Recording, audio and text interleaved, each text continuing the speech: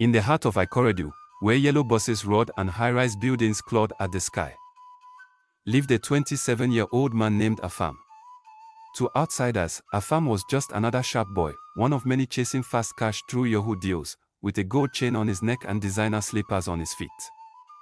But things had started going wrong. The blessings were no longer flowing. The clients had dried up. Desperate, Afam came home one night and found his mother, Mama Oluchi, sitting by a flickering rechargeable lamp. "Mama," he whispered, "your way no day work again. The money don't dry."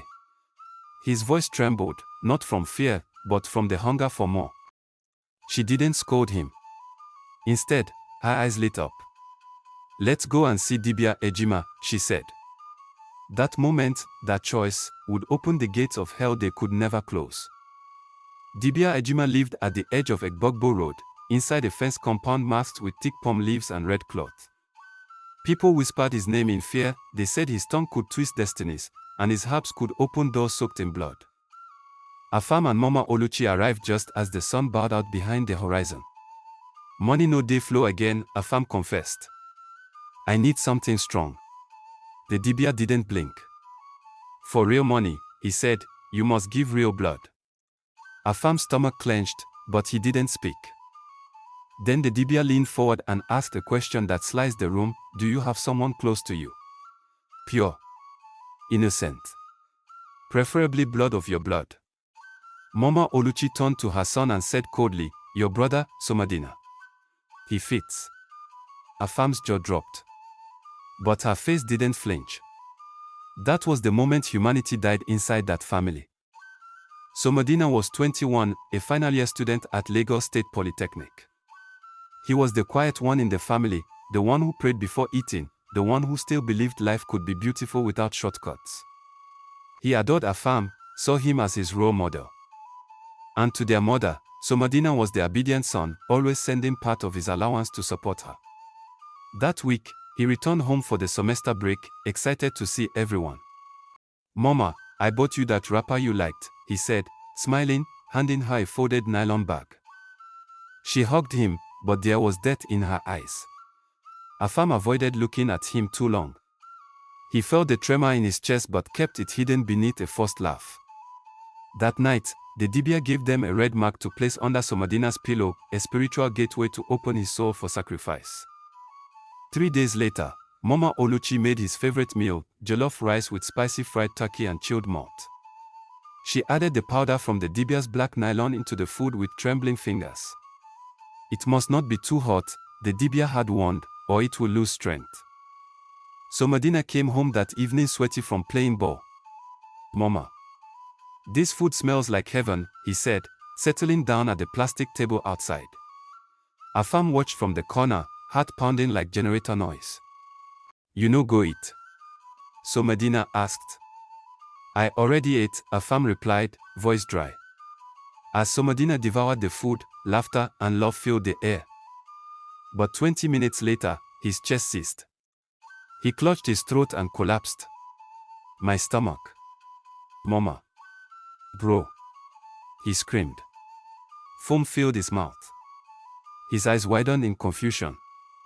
He didn't know his killers sat beside him, smiling as his word ended. When Somadina stopped breathing, Afam ran to the back of the compound, vomiting violently. "It is done," Mama Oluchi said flatly, wiping her hands with a rag. Afam didn't speak. Dibia Ejima arrived that night with a sack and tools that didn't belong in any human hand. "We need the fingers, the hair, his 2 thumbs, and a picture," he commanded. Afam wept as he cut through his brother's flesh, blood soaking the basin. He took a passport photo of the lifeless face and handed it to the Dibia. "Good," the old man said. "Bury him before dawn, near the banana tree at Majiden Cemetery. Then come see me for the next step. Your bank alerts will change." That night, under the cover of darkness and betrayal, they carried Somadina's body in a wheelbarrow through the back roads of Ikorodu. But fate was not done with them yet. At Majiden Cemetery, just as they were digging behind a broken tombstone, 2 police patrol vans pulled up. A farmer had seen them sneaking with the body and called the police. Oga. Wetin una dey do here with dead body for this kind time? An officer barked, torchlight flashing across Afam's blood-stained shirt. It's my brother. He died suddenly. Afam stammered. But the officers noticed the cut-off thumbs, the missing fingers, and the fresh knife. Mama Oluchi tried to faint, but it was too late. They were handcuffed on the spot. This one no be sudden death. This no ritual killing, the lead officer declared. They were taken to the Ikorodu Division Police Station, where Afam sat in silence, staring at his bloody hands. He had killed his brother, for what? For money. For power. He would soon learn that some gates, once opened, never close. By morning, the story had exploded across Ikorodu. Blog headlines screamed, "Yahoo boy and mother kill brother for ritual in Ikorodu." Videos of their arrest circulated online. At Somadina School, lecturers paused classes to confirm the news. Neighbors gathered at their house, weeping and shaking their heads. She know that Mama Oluchi way they always they pray loud. Now she do this. A woman said in disbelief. Some people defended her, saying poverty had pushed her.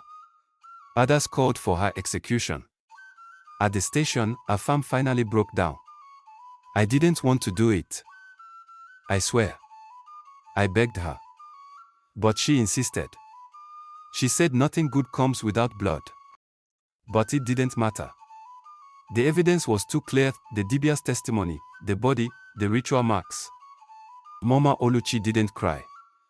She simply sat on the bench in her wrapper, eyes fixed on the wall, muttering incantations. The courtroom at Ikorodu Magistrate Court was packed. Reporters, neighbors, and even strangers came to witness the horror unfold. Afam and Mama Oluchi were charged with conspiracy to murder, unlawful killing, and attempted ritual sacrifice. The prosecutor, Barrister Nkem, presented the gory details, the food, the poison, the missing fingers, and the Dibia's confessional statement. When asked why he did it, Afam said, "I just wanted to be rich. I wanted to buy Mama a house, drive a Benz. I didn't think he would really die." Gasps filled the courtroom. You didn't think? After cutting his thumbs. The judge shouted. Somadina's classmates and friends gave emotional testimonies. One girl said, "He was kind. He used to buy us snacks after class." Mama Oluchi, when asked why she did it, said calmly, "Because we were tired of being poor." And Somadina was too soft for this world. Karikeri prison was not kind to Afam. The walls stank of sweat and sorrow. Every night, he heard voices, some from fellow inmates, others from his own head. He saw Somadina's face in his sleep, smiling, then bleeding. "Brother, why?" the ghost would ask. Mama Oluchi was placed in the female wing. Rumors spread that she had tried to perform rituals inside the cell, whispering strange chants at night. The prison guards mocked them. "So this not the blood money una want? Now here una go spend the rest of una life." Afam stopped eating. His eyes sank, his skin turned pale. One day, he whispered to a guard, "Please. Can I see a pastor?" The guard laughed. "When you did kill your brother, you no call pastor." That was the first day Afam realized that even hell has levels, and he had entered the deepest one. Back in Egbogbo, Dibia Ejima tried to escape the storm. He packed his shrine and attempted to flee to Bedegri. But he was caught. The police raided his compound and found dozens of jars filled with bones, blood-stained feathers, and photos of other victims. He was dragged to court alongside Afam and Mama Oluchi. During trial, he confessed, "I have helped over 300 boys. Some succeeded. Some died. But everyone came willingly." The judge stared at him like a demon.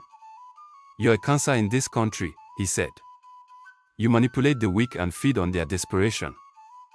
Dibia Ejima was sentenced to life imprisonment. But some still say his spirit didn't remain in prison, that he had done things too dark to be contained by bars.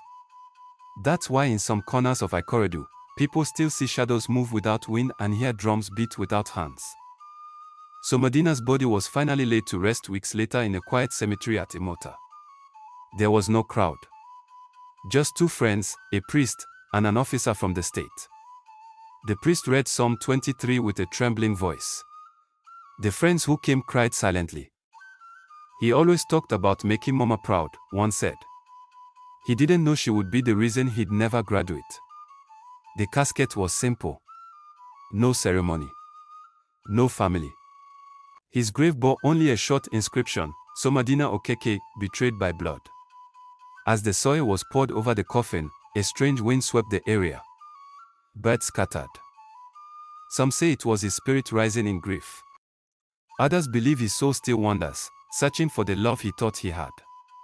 It was a funeral that should have been filled with family and prayers. Instead, it was soaked in sorrow and haunting silence. In Kirikiri, Afam became a shell. The money never came. The dreams died. His name became a warning whispered across the cells. That's the boy who killed his brother for ritual.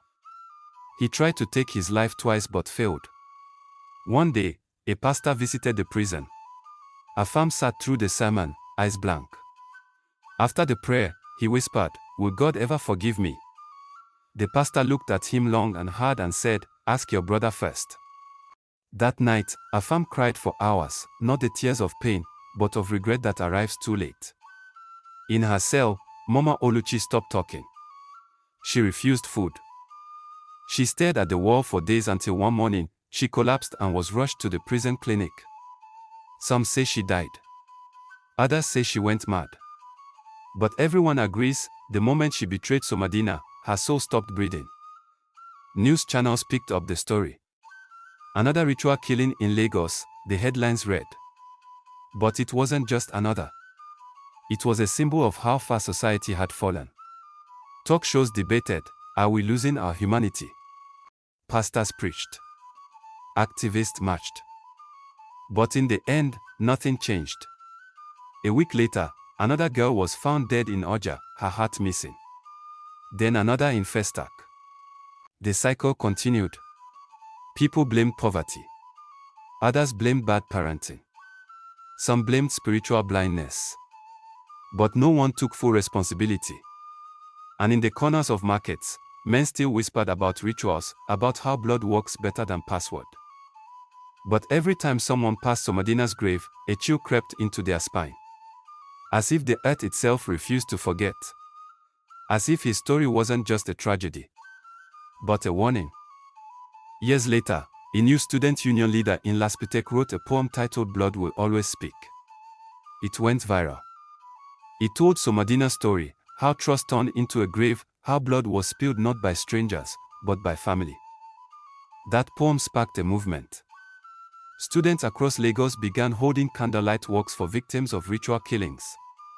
The government was forced to act, setting up a task force to track down ritual dens and arrest fraudulent herbalists. Though too late for Somadina, his blood began to speak louder than the evil that silenced him. In the end, it wasn't Afam's Benz, or Mama Oluchi's new house, or any of their Yahoo dreams that shook the nation, it was the life of a simple, God-fearing boy. Taken too soon. His name was Somadina. And he became more powerful in death than they ever imagined. Thanks for watching and listening to this African folktale story. Please subscribe to my YouTube channel for more interesting and captivating folktale story. Thanks and God bless.